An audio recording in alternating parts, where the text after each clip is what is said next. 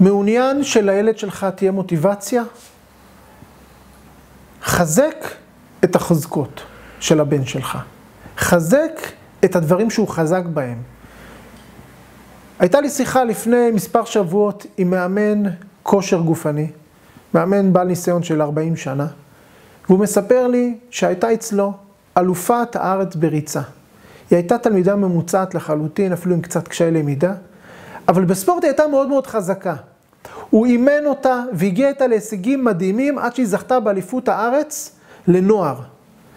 והוא אומר, הדבר המפליא ביותר היה, מעבר לראות אותה מצליחה בתחום הספורט, שגם התחום הלימודי עלה.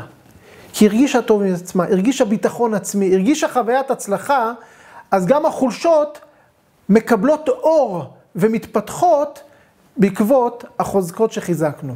המסקנה, לחזק את הילדים שלנו במה שהם חזקים.